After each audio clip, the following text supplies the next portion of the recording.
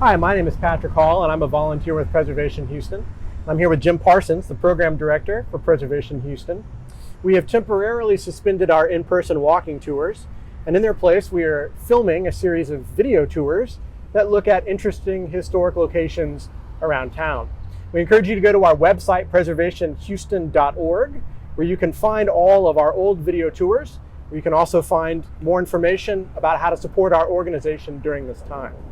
And this video is the third in a 7-part series looking at historic architecture along Lower Westheimer Road. Today, Patrick and I are standing at the corner of Westheimer and Waugh Drive.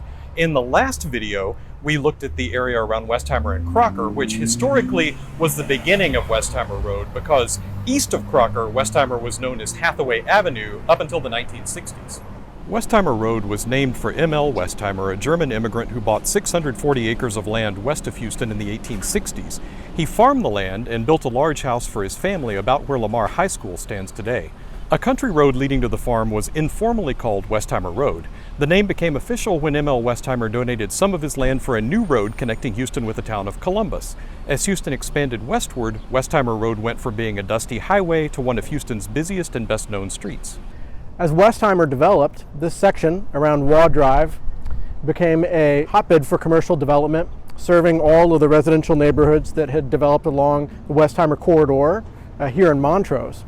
This building behind me was built in 1931 as the first Minamax grocery store in Houston. Minamax was not a supermarket like we would recognize today, but it did introduce some concepts that we're familiar with. It was the first grocery store in Houston to have its own in-house butcher and bakery. There was also a pharmacy in the building. The Minamax store here was designed with Art Deco motifs that were popular in the late 1920s and early 1930s. There were abstract flowers and fountains, which were common in early Art Deco. And the architects also used a winged globe, which has its roots in ancient Egypt. It might seem odd to find an Egyptian symbol on a Houston grocery store, but remember that King Tut's tomb was discovered not many years before this building was built. And Art Deco designers loved pulling elements from all kinds of ancient and exotic sources. After Minamax moved across the street in 1937, this building had several tenants, including other grocery stores, a furniture store, and a tire shop. Slick Willie's Pool Hall has been here since 1994. The Minamax store was one of the first commercial buildings on this stretch of Westheimer when it was built in 1931, but within a few years it was joined by one of Houston's most talked about commercial developments, the Tower Community Center.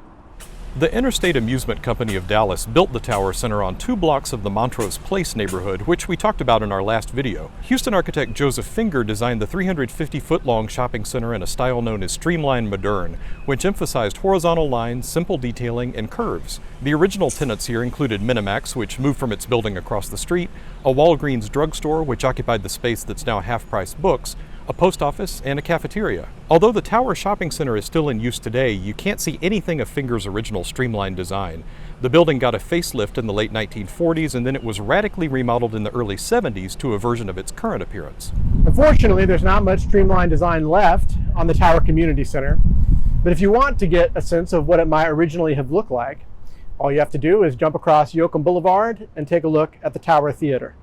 This part of the Tower Center opened first in 1936. The developer Interstate Amusements was primarily a movie theater company, but it also built shopping centers alongside some of its theaters to bring in some extra income.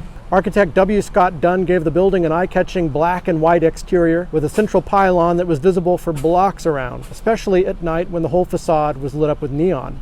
There's an old saying in theater design that the show starts on the sidewalk, and that was the case at the Tower. A colorful design drew moviegoers toward the box office and the theater entrance, and side Art Deco lobbies led to a 1,200-seat auditorium. The Tower screened its last movie in 1978, and then it was a live performance venue until the mid-1990s. Since then, it has housed a video store and a restaurant, but the building is currently vacant. And sadly, none of its original interiors have survived.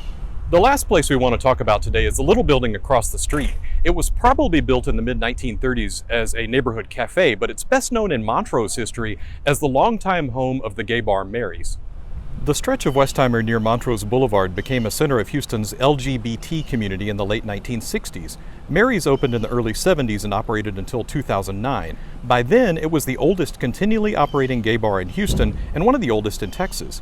After Mary's closed, its building was renovated for a new tenant, Blacksmith Coffee. The Blacksmith Building was part of a row of stores and cafes built across from the Tower Community Center in the 1930s and 40s, but its neighbors have been replaced by parking lots and newer buildings. One other survivor is the building that now houses Hay Merchant, which began life as a Sinclair service station in the early 1930s. The old gas station building is still there, hidden behind several additions and alterations.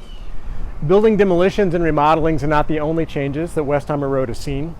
In 1965, the City of Houston rerouted Waugh Drive, connecting it with Yoakum Boulevard to create one north-south thoroughfare leading all the way from Montrose into the Heights. And the original path of Waugh Drive, here behind me, was renamed Rockrest. A couple of years before the City of Houston rerouted Waugh Drive, Montrose Boulevard itself was changed. Used to end at Westheimer, but the city extended it northward to meet up with Studewood to create another seamless north-south thoroughfare leading from the Heights into Montrose. And that's it for this segment of our Lower Westheimer video tour. Keep an eye out for our next segment where we'll be exploring the area around the Westheimer Curve. And remember, you can subscribe to our YouTube channel so you don't miss any future video releases. Be sure to check out our website, preservationhouston.org, where you can support our organization either by making a donation or by becoming a member. And don't forget to check us out on social media, where you can find all kinds of wonderful content about Houston's history and architecture. We want to thank David Putz for researching this video series. We want to thank you for watching, and we'll see you next time.